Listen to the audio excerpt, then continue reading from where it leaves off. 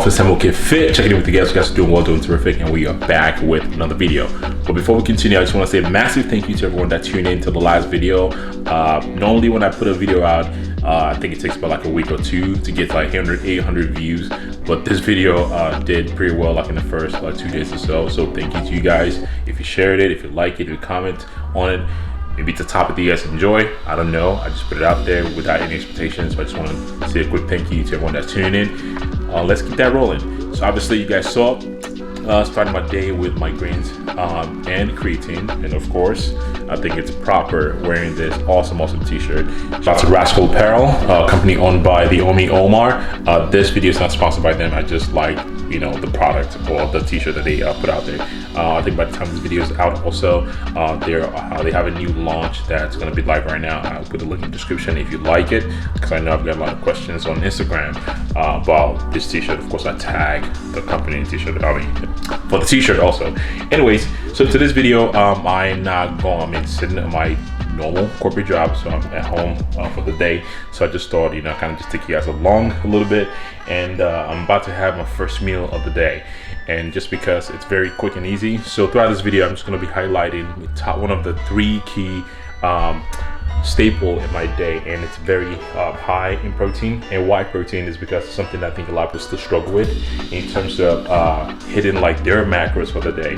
And if you ask anybody, you know, what's the top, you know, what the highest or the hardest macros to hit is those proteins. So I figure, you know, while I go through this video, talk to you guys a little bit about that, show you guys what I implement in that, and later on I'm going to be taking you guys through my training. And for training today, it's my RP called Jesus. I am feeling wrecked. I'm still sore from the training, leg training that I did a few weeks ago. If you follow me on Instagram, you already saw the post. Pendulum Squad is my nemesis right now, and I freaking crushed that shit the last time, so which I'm very proud of. But I'm not, normally my program, it calls for leg training today, but I'm not sure if I want to train legs today, just because if I feel recovered later on, I'll train that. If not, I'm just going to auto-regulate and pick up and do upper body. But you got to stay tuned for that and see what we're training later. And then I'm going to be talking about the main topic that I want to cover from this video. So let's get to our first meal. The meal I'm going to be having today is going to be protein oatmeal, and I think a lot of people downplay or don't know how to make this properly, or they tried it for the first time, it wasn't the right way to make it, and they kind of just gave up on that. But I think it's very quick, easy, straight to the point, and doesn't require a lot of ingredients or a lot of time. So what I have here is I have a cup of oatmeal, and what I typically do is I just pour water in there, and you can obviously pour as much water or less water depending on how you like the consistency. And one thing I like to do, you guys know how much I love my salt, put a little bit of dash of sea salt in there, because when you mix that with the sweet, it kind of gives it like a nice savory taste. So what I do from here is I pop this in the microwave for about a minute. When they're making the oatmeal is typically they pour the powder in here, they pour the water, and they put it in the microwave. What typically happens when you do that is it gets granulated. So what I'd like to do is I put my oatmeal first in the microwave, take it out, let it cool off a little bit, and then I add my protein. So I'm going to be adding, using the Nutter Bar, focus, there you go, the Nutter Bar Blast from BPN. Of course, you can save yourself 10% by using the code SAMOKFIT, shameless plug. 2 scoops, pour that in here, and I'm going to be adding another secret, it's not a secret sauce. If you follow some of the posts that I've made before, you know exactly what I'm about to add to this.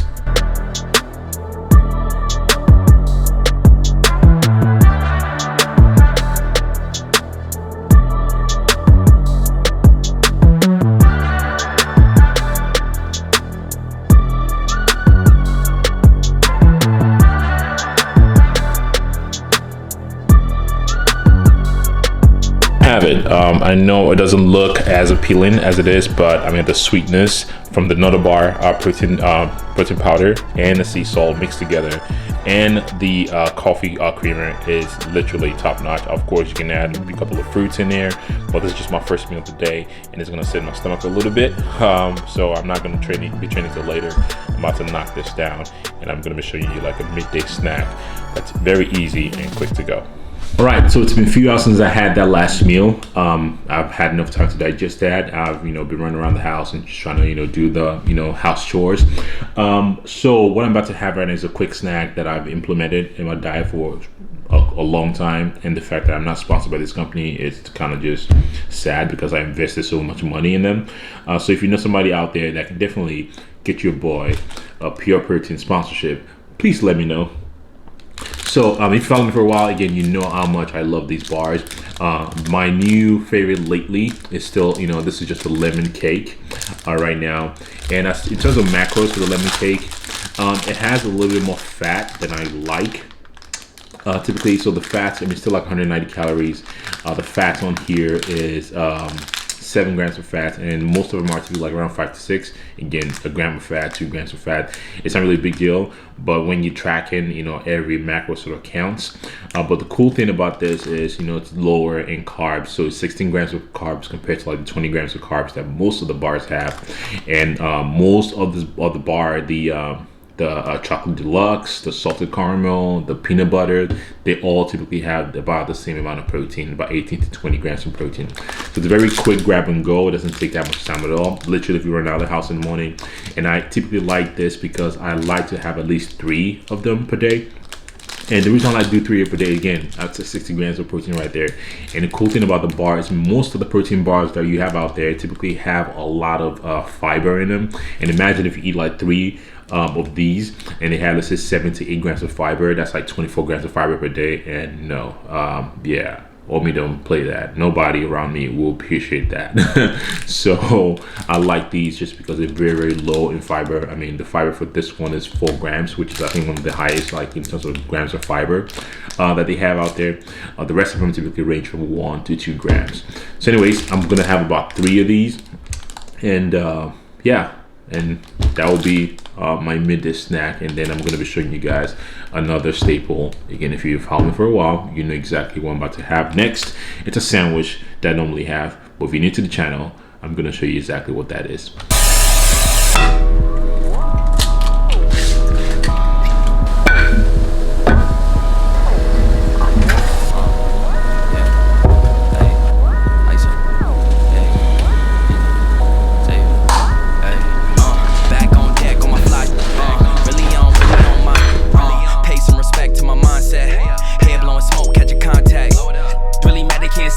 So here we are. So what we have here is 6 egg whites, 5 ounces of turkey, and the bread underneath is the cinnamon swirl bread. I'll put the calories and the macros and everything on the screen for you guys to see.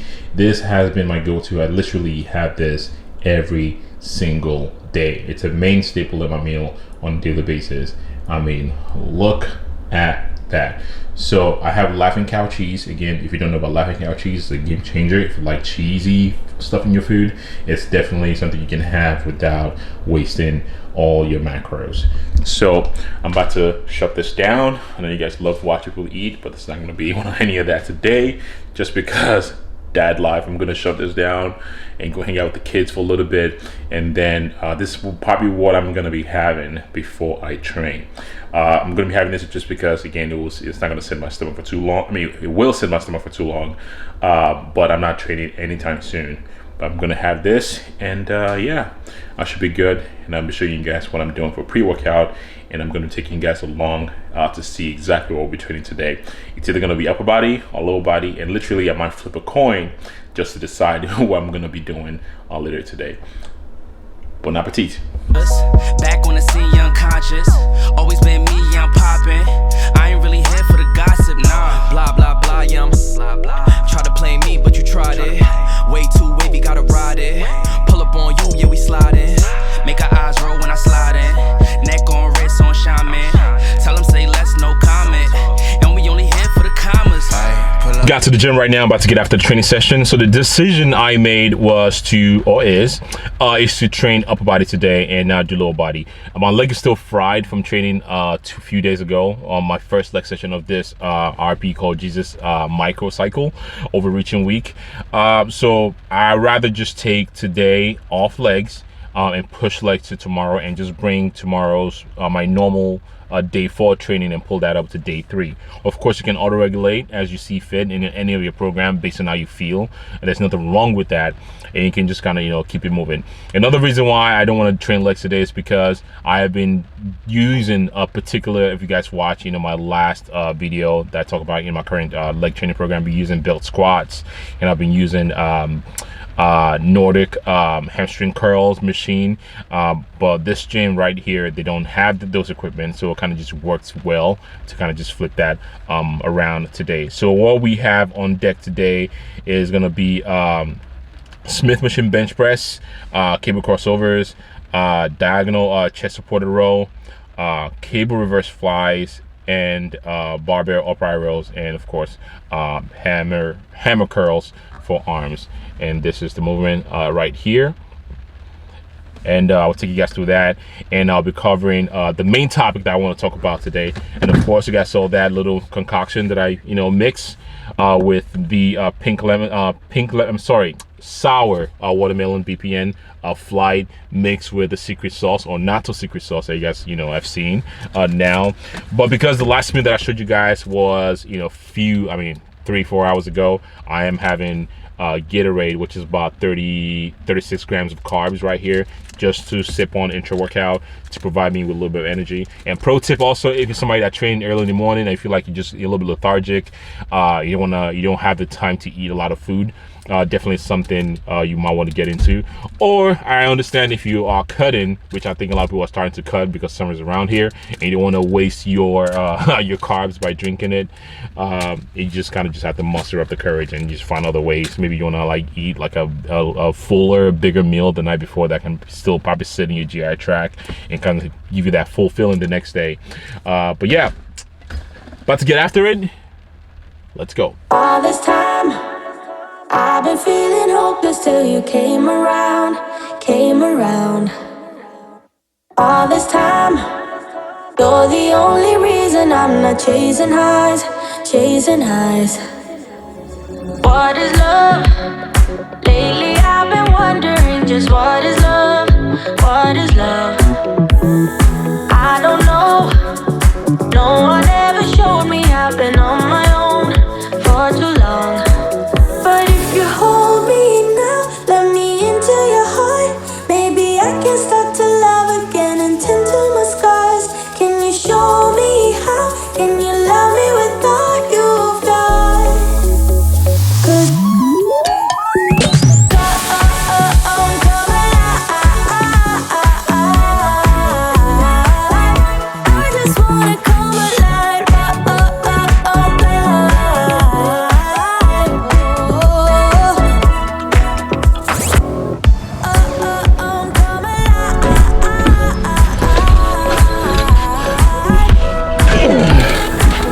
All right, workout complete.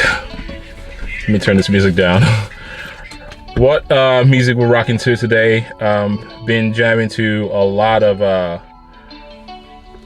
Jimi Hendrix. I don't know why. Voodoo Child is like all-time classic. Voodoo Child reminds me, there's that scene in Black Hawk Down, like intro. They were like in the Huey helicopter going on the mission, and Voodoo Child came on. Everybody's like, right on. I remember vividly in basic training when I was in the Army, because you guys don't know, I was in the Army for 6 years. Basic training, when that hit, when that song comes on, it's like, it's like, let's fucking go. But anyways, workout was fun, workout was complete. It didn't really go as well as I wanted to be. Just the environment is just different. I cannot say the last time I trained this time of the day. I usually train during my lunch hour at work. In between, typically between 11 to 1, it's usually my training time, and it's not as crowded as this gym was. That's why I was not able to record a lot of footage for you guys. Again, this video is not about training per se, but it's talking about training.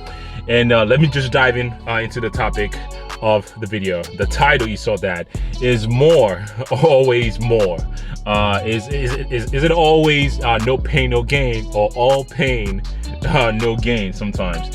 And the reason why I'm bringing that up again is I think one of the biggest mistakes, I posted on Instagram asking what are some of the mistakes that you guys made when you first started training, because a lot of people are getting to the gym this year, or due to COVID, the gyms are opening back up again, and they then go in go too hard too quick.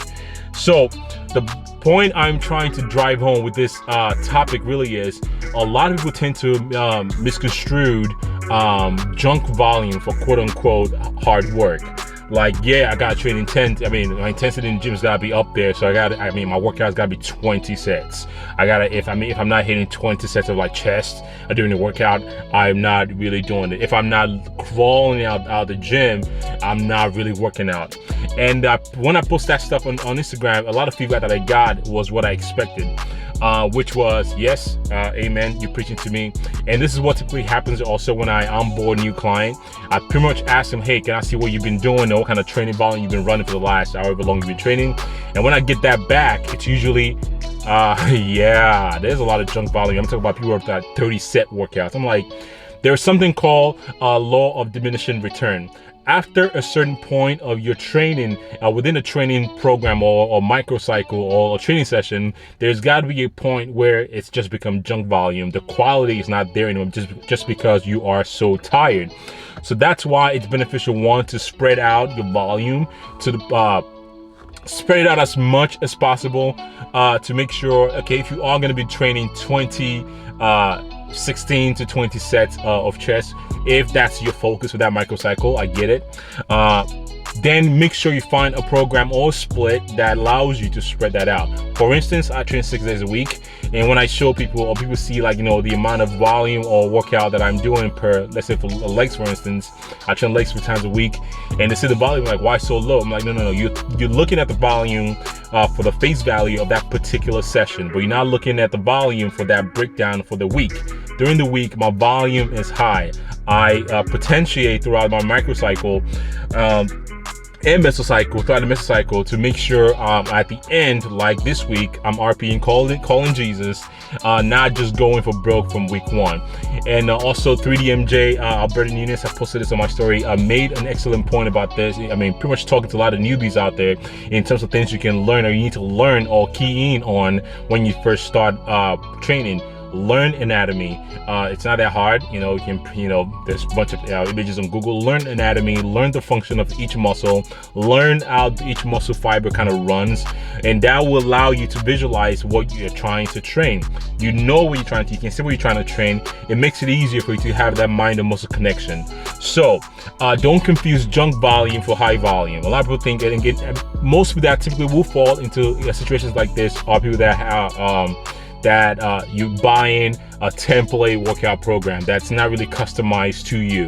It's a template workout program. Granted, there's some training programs out there, all people out there that do sell training programs that's more, you can customize it a little bit from intermediate, tier 1, tier 2, tier 3 kind of level, that kind of caters to what kind of level of training that you do, like what kind of level of trainer you are, based on intermediate, beginner, or advanced. They cater that to you. And there are some programs out there just like, oh, here, it's copy and paste, and just print it out and trying to run that program till you run yourself into the ground or hurt yourself.